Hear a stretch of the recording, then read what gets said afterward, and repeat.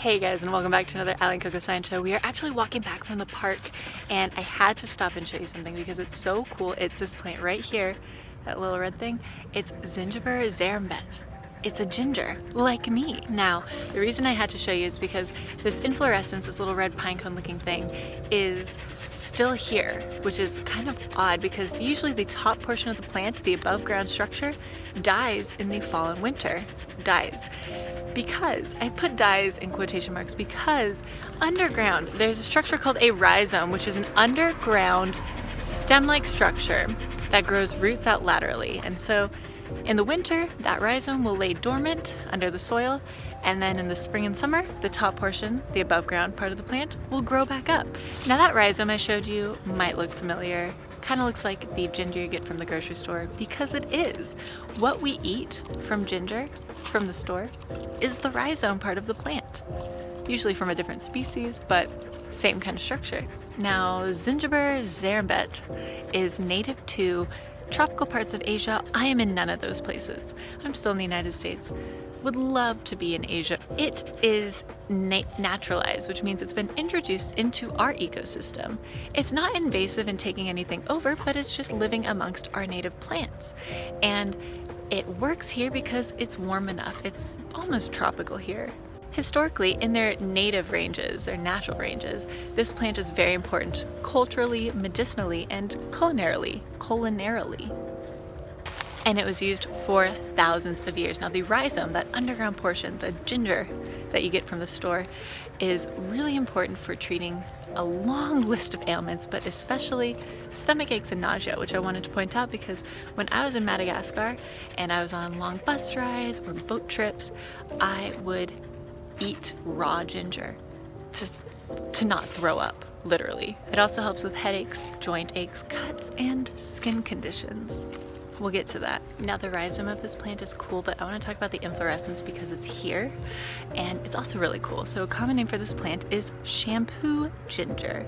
In many of the regions where this plant is natural, they would use this as a shampoo and conditioner, as like a hair rinse, because it has a lot of liquid as well as a lot of compounds and fragrances that make your hair silky, smooth, smelling good. Now I've talked a few times about my scalp psoriasis on this channel, killing it. And I'm always looking for remedies or just any little thing to make my scalp feel nice, good, even for a hot second.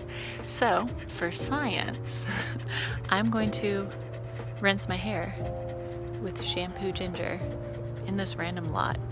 So let's do it. I'm just gonna do a small portion of my hair because I have to hold Colette. My hair looks okay today, but I'm just gonna... She has so many questions. She's like, what? You can rinse it out. I'm gonna leave it in for science to like see how my scalp reacts. This is gonna get me like fired from life. Just gonna, oh, it already feels really good. Oh, it smells like a wood, I'm a woodland fairy. It smells really good, oh my God. Ooh, I'm gonna have to do this for the rest of my life. It's too good, it's too good. Okay guys, sorry, Colette was very antsy. She saw CAT, so we skedaddled. We're almost home, but I just wanted to nerd out for a second because I love learning about the science of plants. I love talking about it. I love talking science in general, but I also love culture and history and learning about how humans interacted with their environment throughout history, and also in turn, how plants shaped human life and culture, and also how these civilizations and people throughout history, they first off developed farming, what? But they also developed ways to use wild plants in their environment surrounding them to feed themselves and to also like learn to prepare it so they don't die. It's just so wild to me.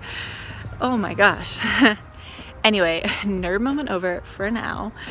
I just washed my hair in an empty lot, or maybe it was someone's yard, I don't actually know, but you know what, it was freaking worth it. My hair smells so good, my scalp feels real good.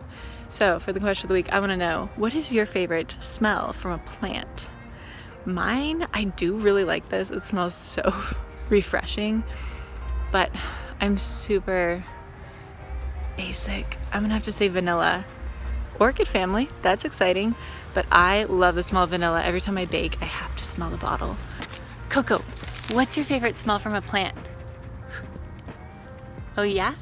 There's like 10 squirrels around us, isn't there? Yeah, well, that's an animal, but okay. So don't forget to comment down below, what is your favorite plant smell? And if you learned something new, hit that like button, or you just like curious puppies. And go ahead and hit that subscribe button to follow for more adventures, and we will see you again next time. Bye-bye.